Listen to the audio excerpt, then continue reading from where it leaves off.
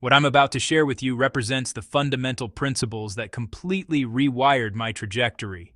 From emerging from addiction treatment as a teenager with nothing to my name, to building a business empire generating 9 figures annually before I turned 30. These aren't just abstract concepts.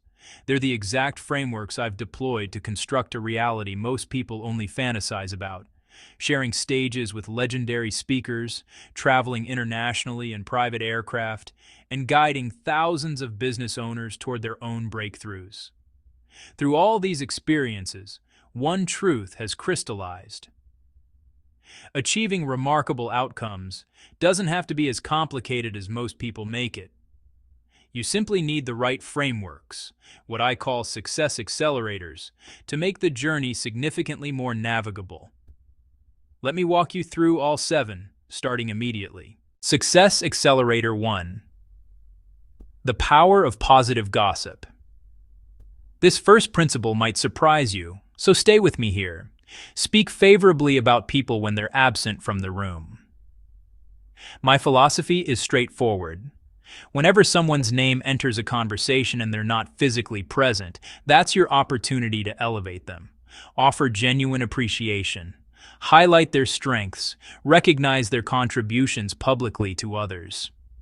Here's what makes this so effective. When you express authentic admiration for someone to a third party, that message almost always finds its way back to the original person.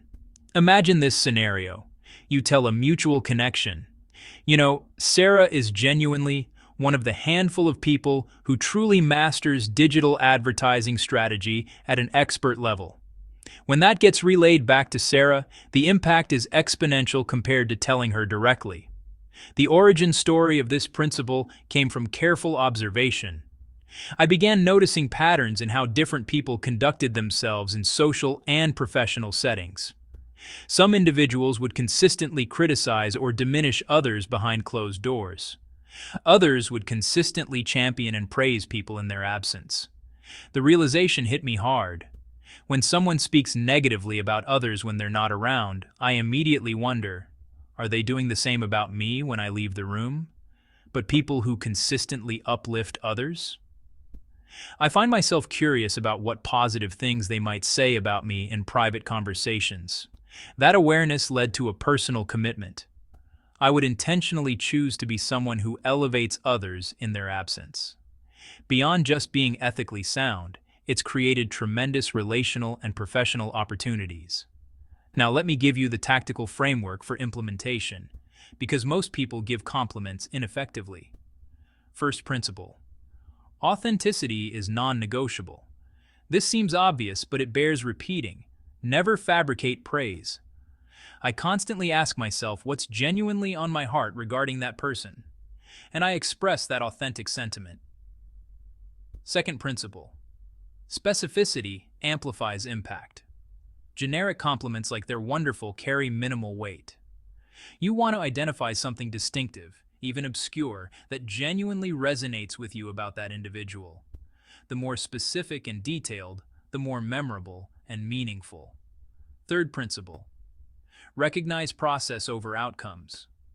When offering appreciation, focus on someone's work ethic, dedication, or approach rather than just their results. Recently, one of my team members, a guy named Ollie, came to my attention through another colleague who mentioned he'd been consistently putting in discretionary effort, staying late, going above and beyond without being asked. I made sure to praise that behavior to others, knowing the message would circulate back to him. The brilliance of this approach, especially with team members, is that when you shine light on specific behaviors, you're essentially illuminating exactly what you want to see more of. You're reinforcing positive patterns. Why does this qualify as a success accelerator?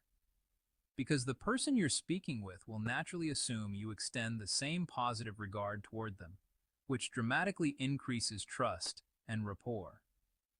Business relationships are fundamentally built on knowing, appreciating, and trusting each other. This approach creates powerful affinity in people's perception of you, opening countless doors. Success Accelerator 2. Operating in your unique zone of excellence.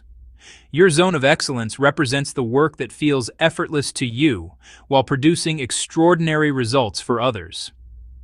I used to tell aspiring entrepreneurs something counterintuitive: build a business around whatever you naturally gravitate toward during procrastination. What do you find yourself doing when you're avoiding other tasks? That activity, the thing you're drawn to even when you should be doing something else, that's often your greatest indicator of natural aptitude. My reality today looks radically different from my earlier years. I used to wake up and immediately grind through task lists, honestly dreading certain days and responsibilities. Today, I've given myself permission to focus almost exclusively on activities within my zone of excellence, while surrounding myself with people whose zones of excellence complement mine. They genuinely enjoy the work I find draining. When that alignment happens, our collective output far exceeds anything I could accomplish trying to force myself through tasks I genuinely dislike. Here's a mental framework that helps. People struggling financially become excellent at executing tasks. Financially successful people become excellent at delegating or eliminating those same tasks entirely. Why? Because working outside your zone of excellence absolutely depletes your energy reserves. When you're operating inside your zone of excellence, 2 hours of work feels like 20 minutes. Time compresses. You enter flow states easily. But when you're working outside that zone, a single hour can feel like an entire afternoon. Every minute dragging, your energy constantly depleting.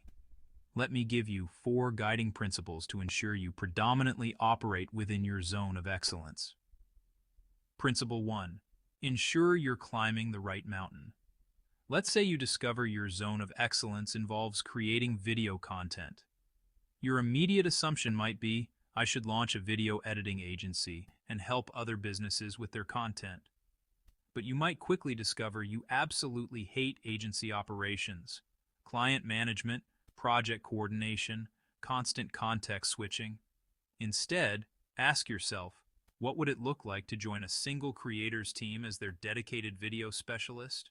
You'd focus exclusively on crafting their content, helping build their platform, without the administrative burden of running an agency.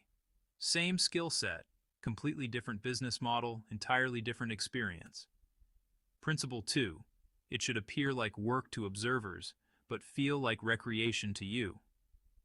I genuinely love when people observe me working, because they witness long hours and intensive focus, but they can't see what's happening internally. It feels like play. The work energizes rather than drains me. Principle 3. Design a life you never need to escape from. The entire concept of retirement is, in my opinion, one of the most destructive ideas ever popularized. I prefer asking, how can I make this current week feel more like what most people call retirement? How about next month? This year? I'm currently planning 9 months of international travel with my family. To most people, that sounds exactly like retirement. To me, it's simply life as I've designed it. When you structure your professional activities in ways that don't require escaping, you're not constantly counting down to vacations. Principle 4. Give yourself permission to decline uninspiring commitments to preserve space for exciting opportunities. Every time you commit to something today, you're potentially blocking something more aligned and energizing in the future, simply because your calendar won't have capacity. I'm meticulous about calendar curation. I use this decision filter constantly. If someone requests my participation in something scheduled 2 weeks or 6 months from now, I ask myself, if this were happening tonight, would I be genuinely energized about attending, or would I feel burdened? If I wouldn't be excited doing it tonight, I decline. I have to create spaciousness by saying no to future obligations that don't energize me, so I have availability to say yes when truly compelling opportunities emerge. This qualifies as a success accelerator because it transforms difficult work into energizing activity. Your energy compounds over time rather than depleting, creating sustainable momentum. Success Accelerator 3. Strategic use of silence. This principle contradicts conventional wisdom about communication. Silence represents a position of strength. Pausing deliberately before speaking demonstrates composure and intentionality. It causes people to lean in and listen more attentively. It eliminates verbal clutter, the ums, the likes, the probablys, and all the other filler language people use because they haven't given themselves a moment to formulate clear thoughts. Most people assume they need to immediately fill every conversational gap. The reality? They don't. This is genuinely transformative once you implement it. For example, one of my sales team members rarely dominates conversations, but when he does speak, the entire room focuses their attention. His ability to articulate complex concepts with crystalline clarity in ways that directly help other sales professionals increase their earnings makes him invaluable to our organization. But here's what makes him particularly effective. When he poses questions to the team, he stops talking completely. He wants team members to internalize and integrate what he's teaching, not have him talk over their processing time. Another way to frame this, a well-timed pause communicates more than a poorly timed comment. Let me share my practical framework for implementing strategic silence. First technique. Create space before responding. Especially in meetings, particularly when you feel an emotional reaction rising to something that was just said, do yourself a significant favor and simply breathe for a moment. I use a mental anchor. I repeat internally. Get curious, Dan. Get curious, Dan. Get curious, Dan. From that mindset of curiosity rather than reaction, I can then respond thoughtfully. Second technique, practice counting seconds mentally.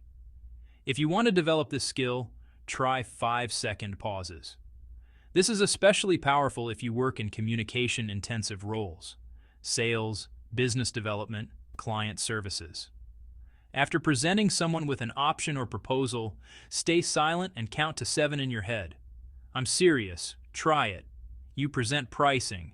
Then 1, 2, 3, 4, 5. Usually around 5 seconds, the other person begins engaging. If you move too quickly past that pause, you miss the opportunity to hear their genuine thoughts and concerns. Third technique, eliminate filler words entirely. Words like literally, basically, these are all verbal placeholders because you haven't given yourself processing time. Just stop. Allow the silence. The encouraging part? This is entirely trainable through practice. My favorite exercise comes from a colleague named Vin. He recommends recording yourself speaking for 5 uninterrupted minutes, then reviewing the recording to identify every instance of filler pauses, literally, all those verbal habits that add nothing to communication clarity. Reviewing your speech patterns this way fundamentally changes how you communicate going forward. In a culture addicted to constant noise, silence signals confidence and self-assurance. That's why this qualifies as such a powerful accelerator. It builds perceived authority without requiring any words at all. Success Accelerator 4 is the pre-designed year. You know, most people experience their year reactively, just responding to whatever comes at them by default. But I want you to approach your year proactively with intentional design. Before I started using this framework, my life honestly consisted of continuous conflict and disappointment. Someone would be upset because I'd forgotten an important birthday. I'd be frustrated with myself for gaining weight or missing fitness goals. Everything was reactive rather than proactive. Here's my framework for the pre-designed year. And, by the way, you can access my complete template by clicking the link in the description. It's a single-page document that provides the entire structure for crystal-clear implementation. I always plan my upcoming year during the final weeks of the current year. Here's the process. Phase 1. Capture everything worth considering. Throughout the year, I document anything that might warrant inclusion in next year's calendar. For example, if a friend extends an invitation for a ski trip, I write it down. Someone suggests a potential collaboration, I document it. Think of this like the classic rocks in a jar metaphor. I start with my largest rocks: birthdays, recurring family trips, non-negotiable commitments. These are the absolute priorities. The pebbles represent important professional commitments, business travel, significant meetings. These matter too, and they'll find their place. The sand represents day-to-day activities that naturally fill remaining gaps. Decisions I can make in real time that don't require advanced planning or protected calendar space. Phase 2. Visualize and color code everything. That single-page template allows me to block in all these various commitments using different colors based on category. Being able to step back, see the full year visually, and assess the energy flow from month to month becomes absolutely transformative. Phase 3. Centralize everything in one location. I use the single page for design and visualization. Then I maintain a separate document where I collect ideas throughout the current year for potential inclusion in next year's plan. This keeps everything organized without cluttering my primary planning document. Why does this qualify as an accelerator? Because it dramatically reduces stress and prevents rework. You avoid last-minute scrambling, forgetting commitments, paying premium prices for flights, or finding yourself obligated to things you never intentionally prioritized. Most importantly, it protects your actual priorities from getting crowded out by less important commitments. Success Accelerator 5. The 95-5 Principle. When you genuinely analyze what produces meaningful results in your life, you'll discover that approximately 5% of your activities generate 95% of your outcomes. The 95-5 principle takes the Pareto principle, the 80-20 rule, and amplifies it significantly. The Pareto principle originated from an economist named Vilfredo Pareto, who analyzed wealth distribution and discovered that roughly 20% of the population controlled about 80% of the wealth. When you examine most systems through a distribution lens, they follow similar patterns. I've observed an even more extreme distribution. When you focus on precisely the right activities or decisions, you can capture 95% of available results with only 5% of typical effort. If you identify and focus exclusively on that critical 5% while deliberately ignoring everything else, the transformation is extraordinary. This reminds me of an experience from several years ago. I hired a marketing director when our business was generating approximately $3 million in annual revenue. They immediately began auditing funnels, refining marketing systems, optimizing everything they could find. 6 months later, we terminated the relationship. The reason? Despite all that activity, they never moved the needle, because they never paused to analyze and identify what was actually working. They optimized endlessly without focusing on the few elements that genuinely drove results. Frequently, when you examine all the effort across a team or in your personal work, you'll identify those key elements creating disproportionate impact. When you say no to everything else and double down exclusively on those high-leverage activities, that's where extraordinary results emerge. This qualifies as a massive accelerator because you stop wasting energy optimizing problems that genuinely don't matter. How often do you address what I call kitchen fires? Minor issues that aren't actually threatening anything important. How often do you put out dumpster fires? Problems that, while unpleasant, aren't actually affecting your core outcomes. When you develop the ability to distinguish between the 95% and the 5%, you become remarkably effective at producing meaningful results. Success Accelerator 6.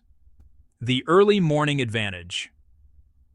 This principle is personally my favorite, and I'm going to give you permission to target 5 o'clock in the morning. I typically wake earlier than that, but let me explain the underlying principle. The fundamental logic is simple.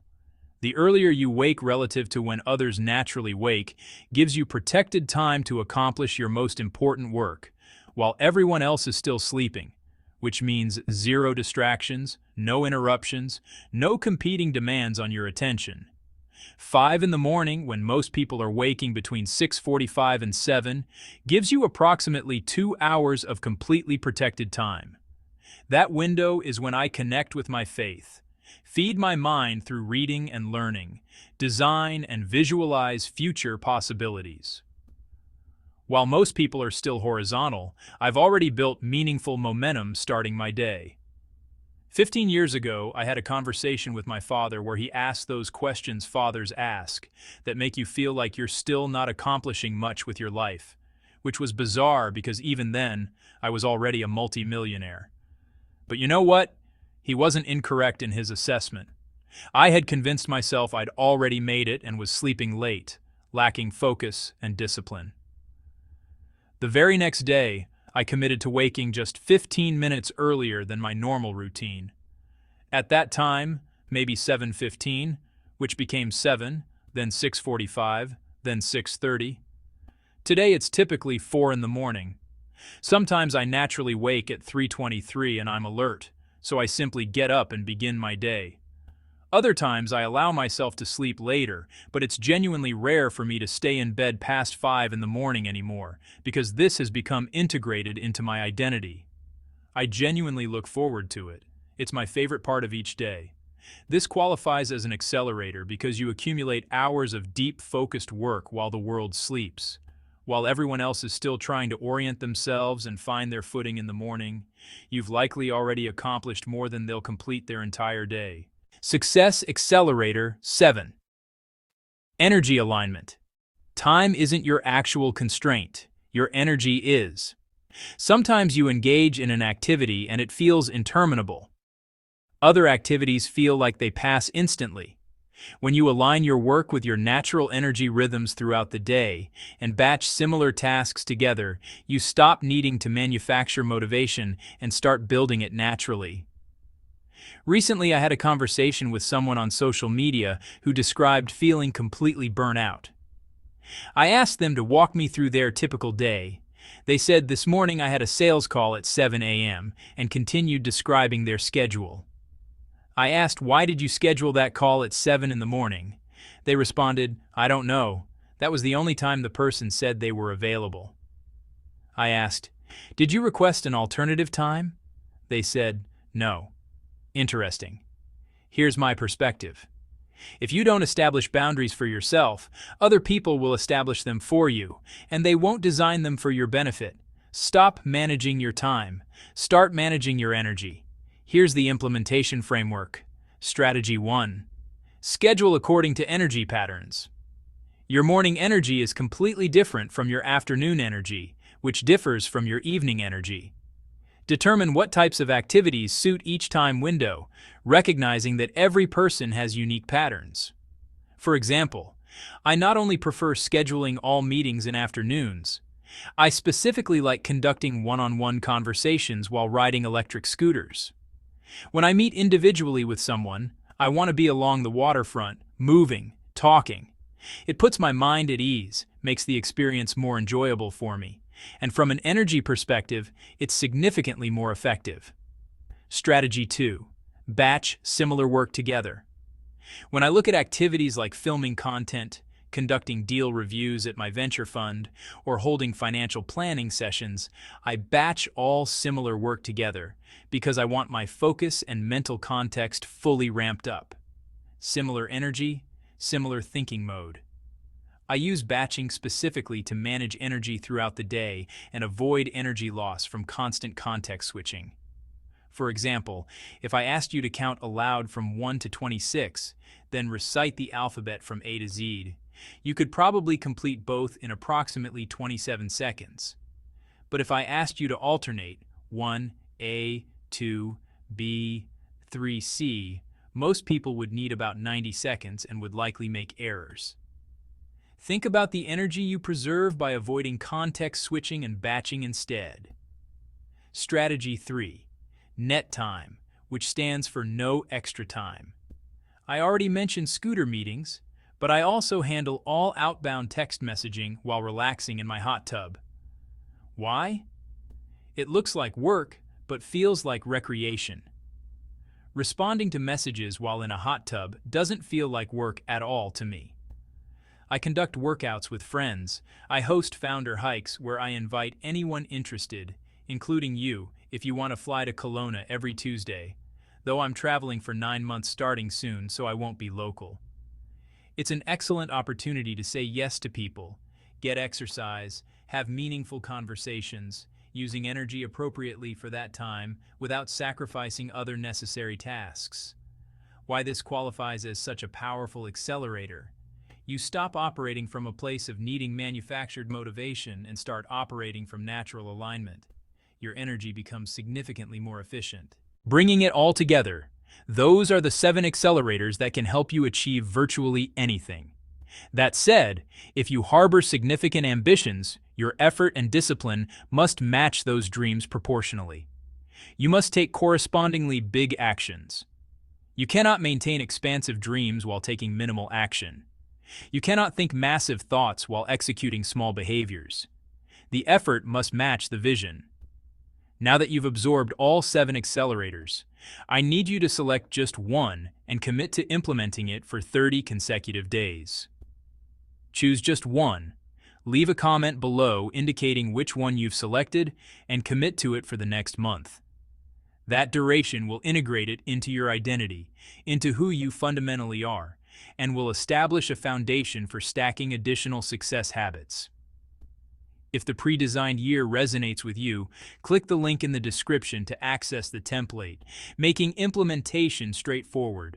And if you want to explore the 40 hard truths I wish someone had told me in my 20s, click through to that content. I'll see you there.